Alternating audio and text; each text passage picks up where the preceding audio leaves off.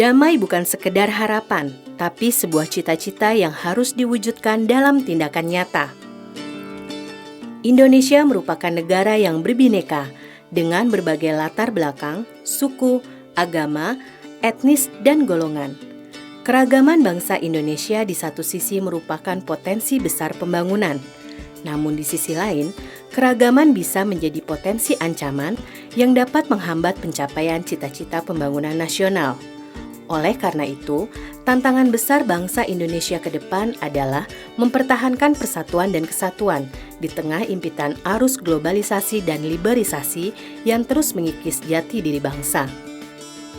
Terjadinya konflik sosial di sejumlah daerah, baik konflik antar kelompok agama, antar kelompok masyarakat, suku, etnis, dan antar kelompok masyarakat dengan pelaku bisnis, maupun konflik-konflik vertikal yang bernuansa politik antara masyarakat dan pemerintah, menunjukkan peran negara dalam menciptakan rasa aman bagi seluruh rakyat Indonesia masih perlu ditingkatkan.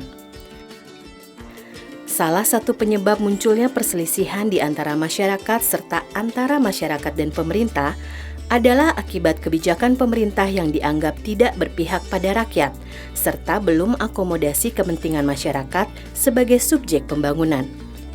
Oleh karena itu, menghadirkan kembali negara dalam memberikan kedamaian dan rasa aman bagi seluruh bangsa Indonesia merupakan keniscayaan bagi terwujudnya masyarakat yang adil, makmur, dan sejahtera.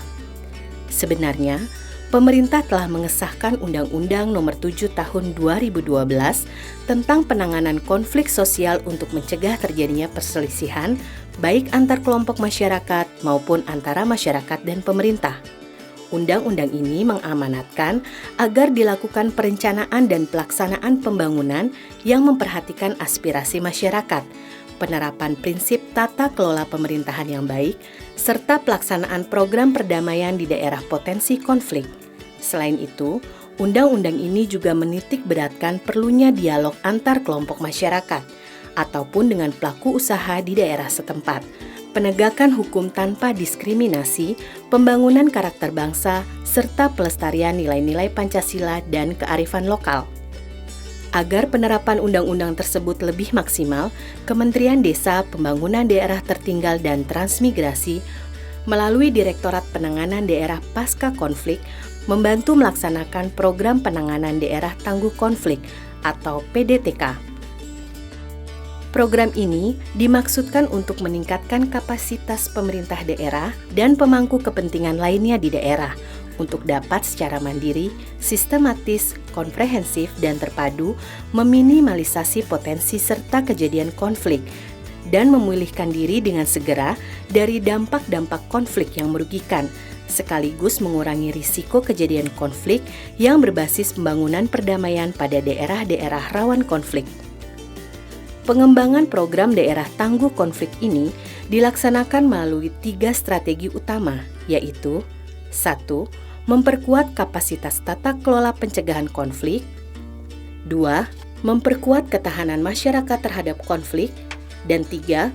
Mengembangkan sistem koordinasi kelembagaan antar sejumlah pihak dalam penanganan konflik. Ketiga strategi utama program PDTK ini dilakukan melalui pelibatan segenap pelaku kepentingan demi terwujudnya daerah yang memiliki ketangguhan terhadap konflik yang tidak mudah terprovokasi, mengutamakan musyawarah, serta menjunjung tinggi nilai-nilai Pancasila dan Bhinneka Tunggal Ika sebagai falsafah negara agar tercipta rasa damai di bumi pertiwi. Dengan demikian, melalui program unggulan pengembangan daerah tangguh konflik, Kementerian Desa, Pembangunan Daerah Tertinggal dan Transmigrasi akan secara konsisten membantu mengurangi risiko konflik sekaligus membangun perdamaian di daerah-daerah rawan konflik demi mewujudkan Indonesia yang lebih baik.